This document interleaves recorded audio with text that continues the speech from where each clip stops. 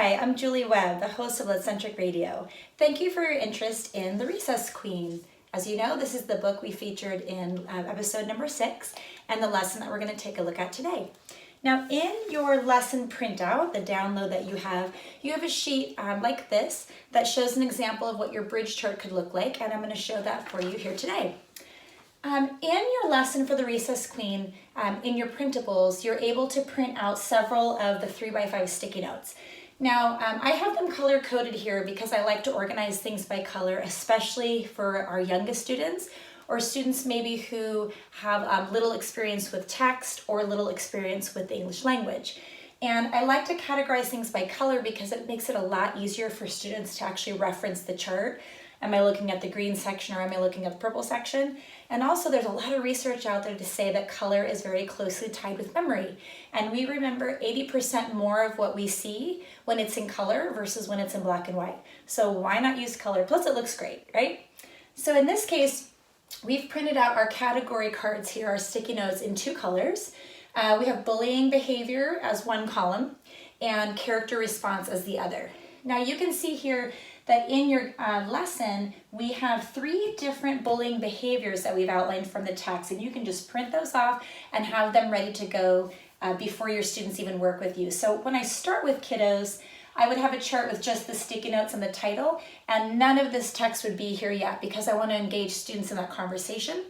Now, because in the lesson we have suggestions on what that language might be, which is what I included here, that does not mean that's the only answer, and it certainly doesn't mean you have to phrase it this way. Whatever your students give you, whatever their discussions are together, whatever responses you get, and how you want to reframe that language for your chart, that's what you'll do. So every time you do a bridge chart like this, it ends up slightly different than it did last time because you're doing it with different students who have different ideas. Okay? So in this case, we start here. Remember, this area is all blank, and I focus students on the first bullying behavior that occurred. Mean Jean pushed kids and wouldn't let others play until she did. So that's how the book starts. And we want to talk about how characters responded to that behavior, because the reason Jean's doing those things is because she can control people, and that's what a bully is trying to do. So how did they respond? In this case, it's just the kids in general who responded. They were afraid, and so they did what Mean Jean said, and their happiness really suffered. Okay, so that was the climate of the school playground because of the behavior of the bully. Next, we know the story transitions and goes into Mean Jean. She grabs Katie Sue, and she yelled at her for playing first. Because remember, when Katie Sue showed up, she didn't know that Mean Jean ruled the playground, and she just started playing just because she thought that's what you do on the playground. And Mean Jean went and actually grabbed her by the collar and pushed kids and smushed kids and lollipolished kids, all that stuff. So in this case, when Mean Jean grabs Katie Sue, the character response is all Katie Sue. And so she talks back, and then she continued playing somewhere else. So she actually, got away from her, how did you get so bossy? And she's kind of sauntered off. So of course this enraged Mean Jean, and now we've got a third kind of set of bullying behavior. Mean Jean chased after Katie Sue. Okay, so in this case, the character response is not only Katie Sue, but also the rest of the kids. They're all kind of involved now. So the rest of the kids didn't move. They only just watched. It's that bystander effect that we can talk about with our students. So Katie Sue's response, which is really critical to highlight, not only because it unlocks comprehension in the story, but it's because it's a really important lesson for how to handle bullying behavior or negative behavior, especially between student to student.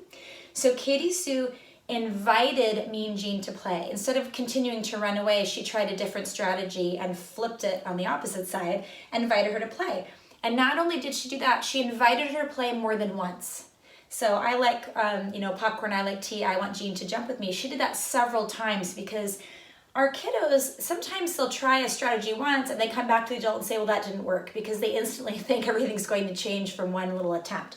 I love how in this story, Katie Sue tries several attempts because that's really what it's like in real life to change behavior. So she kept asking until Mean Jean accepted. And the only reason, or at least at that moment, the only reason that Mean Jean accepted was because another kid intervened and kind of said, jump in, like do it, So we've got several kind of character interactions going on here in response to that bully behavior. Okay? So I hope you'll try this out with your students.